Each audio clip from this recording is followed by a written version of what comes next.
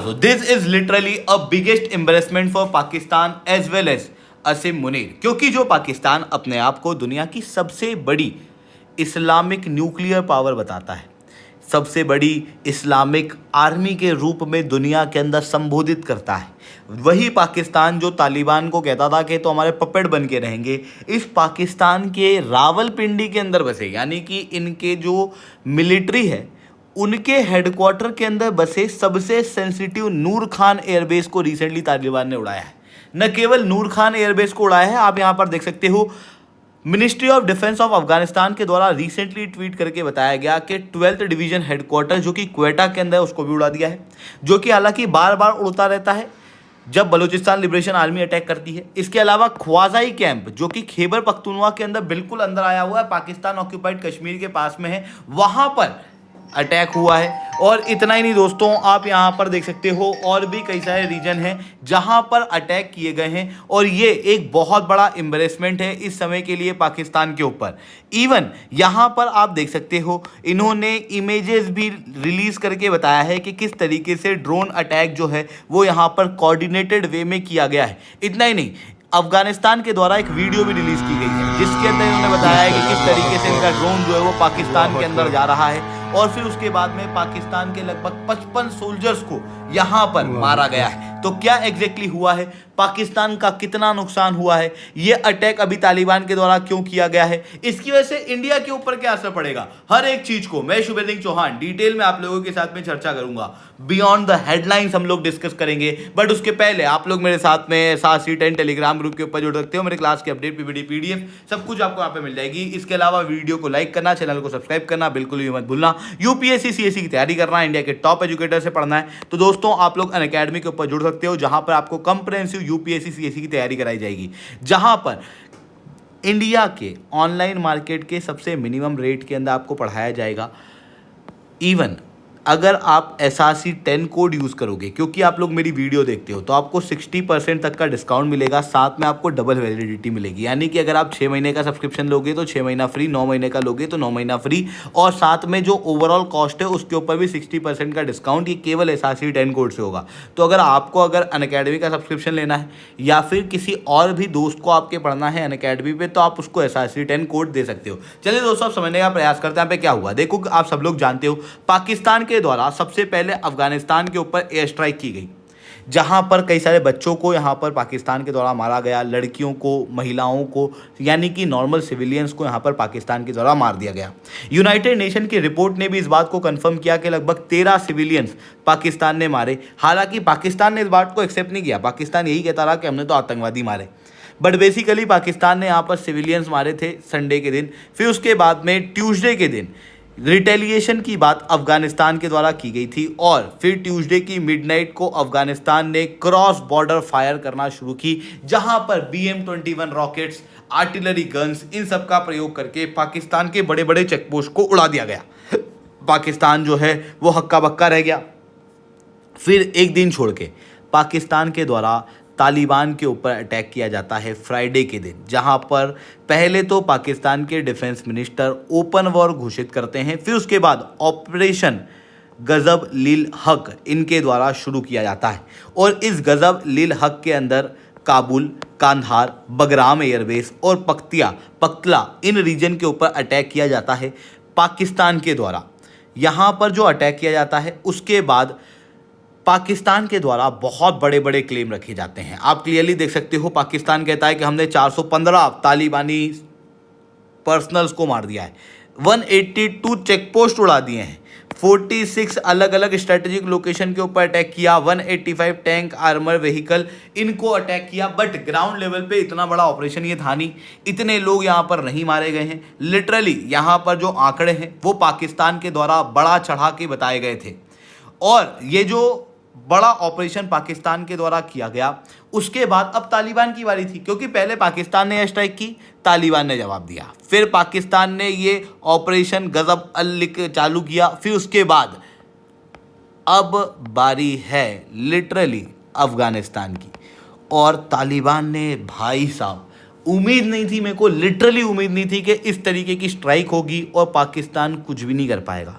Literally Pakistan के सारे air defence system fail हो गए और तालिबान, जो कि लिटरली मैं कहूँगा कि एक इकोनॉमिक क्राइसिस से इस समय पे जूझ रहा है, तालिबान जिसको ग्लोबली कोई रिकॉग्नाइज नहीं करता, उस तालिबान के द्वारा एयर स्ट्राइक की गई ड्रोन्स के जरिए पाकिस्तान में, और पाकिस्तान के ख्वाजाई कैंप पे, जो कि मोहम्मद एजेंसी के अंदर खैबर पख्तूनख्वा में आया हुआ है, और आप क्लियरली देख सकते हो ये दुरन लाइन से काफ़ी अंदर है।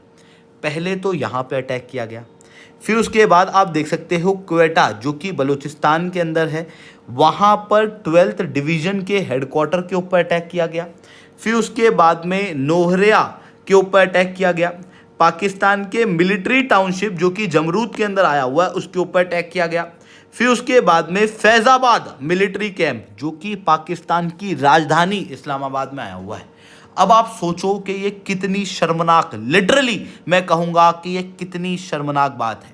अगर आप इसे ऐसे फील नहीं कर पा रहे तो ऐसे फील करो, पाकिस्तान ने ऑपरेशन सिंदूर के समय पे कई सारी ड्रोन स्ट्राइक इंडिया के ऊपर की थी।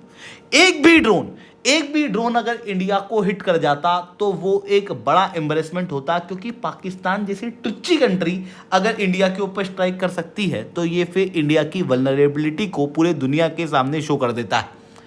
और अगर कोई ड्रोन दिल्ली के ऊपर अटैक कर जाता तो फिर ये एक बड़ा मोरल डिग्रेडेशन हो जाता। लिटरली हमारे यहाँ की मीडिया, हमारे यहाँ की अपोजिशन सरकार के ऊपर उंगलियां उठा देती। जो बड़े बड़े देश हैं वो कह देते कि इंडिया की डिफेंसिव पावर के अंदर उतना दम नहीं बचा। पर अब आप देख सकते हो पाकिस्तान के अंदर क्या हुआ है। पाकिस्तान का मिलिट्री हेडक्वार्टर रावलपिंडी के अंदर जो नूर खान एयरबेस आया हुआ है, जिसको ये सबसे ज़्यादा स्ट्रैटेजिक बताते हैं, जिसको ये सबसे ज़्यादा सेंसिटिव बताते हैं, और यहाँ पर सबसे ज़्यादा इनकी सिक्योरिटी रहती है। इवन इनके सारे एयर डिफेंस सिस्टम के जो मेजर एरियाज़ हैं, जो मेजर कंट्रोल्स हैं, वो सब आपको नूर खान एयरबेस के आसपास देखने को मिलेगा। वहाँ पर अटैक हुआ है। इवन पाकिस्तान की राजधानी इस्लामाबाद के अंदर जो फैज़ाबाद मिलिट्री कैंप है उसके ऊपर यहाँ पर अटैक हुआ है। And it is literally a embarrassment, literally a embarrassment. जो पाकिस्तान झूठे क्लेम पूरे दुनिया के सामने करता है कि हम दुनिया की सबसे बड़ी इस्लामिक पावर हैं, हम न्यूक्लियर पावर हैं, कुछ भी नहीं है ये, लिटरली कुछ भी नहीं है। तालिबान आके इनको थपेड़े मार के चला गया, इनके घर के अंदर घुस के इनके ऊपर स्ट्राइक कर गया ड्रोन के जरिए, और इनका कोई एयर डिफेंस सिस्टम काम नहीं आया। चाइना का कोई एयर डिफेंस सिस्टम काम नहीं आया। इवन HQ-9 जो होगा ना इनके पास, वो भी यहाँ पर फिर से फेल हुआ है। लिटरली अगर वो होगा तो फिर से फेल हुआ है, जिस तरीके से अभी ईरान के अंदर हुआ है।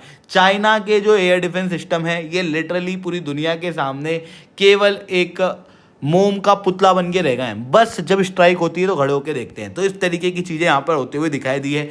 एंड यहाँ पर जो सिंबॉलिज्म है वो बहुत ज़्यादा इंपॉर्टेंट है, क्योंकि खुद अफगानिस्तान के डिफेंस मिनिस्टर के द्वारा कहा गया है कि this time we have attacked on the throat of Pakistan.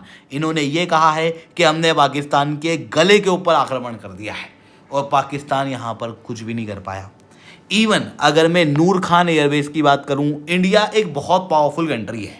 India अगर नूर खान एयरबेस पे मारता है चलता है, क्योंकि भारत ने पहले भी मारा है। बट तालिबान ने यहाँ पर पाकिस्तान के इस मेजर इंफ्रास्ट्रक्चर के ऊपर अटैक किया है। नूर खान एयरबेस के आसपास ही कई सारी न्यूक्लियर फैसिलिटी भी आती है। ऐसी कंडीशन में यहाँ पर अटैक करके तालिबान ने बताया है कि हम आपके न्यूक्लियर फैसिलिटीज़ को भी तबाह करने की क्षमता रखते हैं। दूसरा इन्होंने बताया है we have capacity to have deep strike inside the Pakistan की राजधानी, जो कि दुरंद लाइन से काफ़ी दूर है। एक बार को आप कहोगे कि इंडिया पाकिस्तान की बॉर्डर के काफ़ी क्लोज है तो मैं मान भी लूँगा, बट दुरंद लाइन के काफ़ी क्लोज नहीं है, काफ़ी दूर आपको देखने को मिलेगी, एकदम कोने में देखने को मिलेगी। फिर भी यहाँ पे अटैक किया गया। और ये भी दिखाता है कि नूर खान एयरबेस, जिसको पाकिस्तान क्लेम करता है कि it is most secure, literally it is most vulnerable, क्योंकि ऑपरेशन सिंदूर में भी इसने मार खाई थी और उसके बाद में अभी तालिबान से ही मार खाई है। इवन जो तालिबान ने रिसेंटली अटैक किया है ये और ज़्यादा सिग्निफिकेंट इसलिए हो जाता है क्योंकि इन्होंने पाकिस्तान के किसी एक कोने पर अटैक नहीं किया कि हम केवल यहाँ मारेंगे। आप देख सकते हो पाकिस्तान के हर कोनों के ऊपर यहाँ पर अटैक किया गया है। पाकिस्तान के अंदर तक घुस के तालिबान ने यहाँ पर पर मारा है, लिटरली मारा है। मेरे हिसाब से अब जो पाकिस्तान तालिबान को रिस्पॉन्स दे सकता है ना, वो बहुत सिंपल है। असीम मुनीर को अपनी पूरी सेना को लेके आना चाहिए, सबके हाथ में पानी भरवाना चाहिए। हालांकि पानी इनके पास आएगा कहाँ से, इंडस का पानी रुका हुआ है, तो इनको क्या करना चाहिए, भारत को फ़ोन करना चाहिए कि थोड़ा सा इंडस का पानी छोड़ दो, और फिर उसके बाद इनको अपने चुल्लू में पानी भरना चाहिए और लिटरली उसके अंदर डूब के मर जाना चाहिए। लिटरली कहूँगा, डूब के मर जाना चाहिए। तालिबान मारता है, इनके सैनिक भाग जाते हैं। तालिबान मारता है तो अंदर तक जाके मारता है और पाकिस्तान कुछ भी नहीं कर पाता। ये स्थिति यहाँ पर पाकिस्तान की होते हुए दिखाई दे रही है। अब आप कहोगे बट तालिबान पाकिस्तान को इतना मार क्यों रहा है?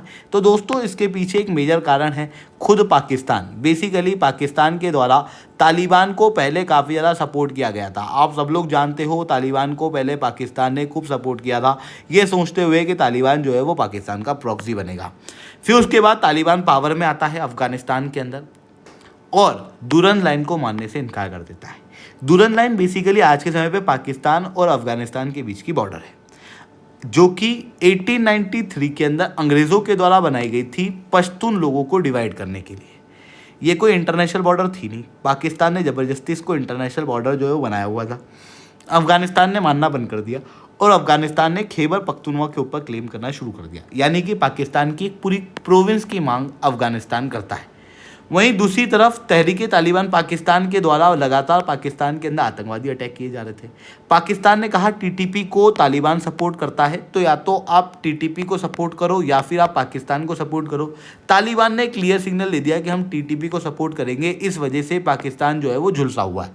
तो ये चीज़ें यहाँ पर देखने को मिल रही है। आई होप दोस्तों ये सारी बातें आप लोगों को समझ में आई होंगी। लेक्चर अच्छा लगा हो तो लाइक करना, लेक्चर बहुत अच्छा लगा हो नीचे ऐसा सेटेन कमेंट करना। यूपीएससी सीएससी की तैयारी करना है, इंडिया के टॉप एजुकेटर से पढ़ना है तो आप लोग अनअकैडमी के ऊपर जुड़ सकते हो। हमारी बैचेस ऑलरेडी शुरू हो चुकी हैं। ठीक है दोस्तों, आज के लिए that's all from my side. जय हिंद, जय भारत।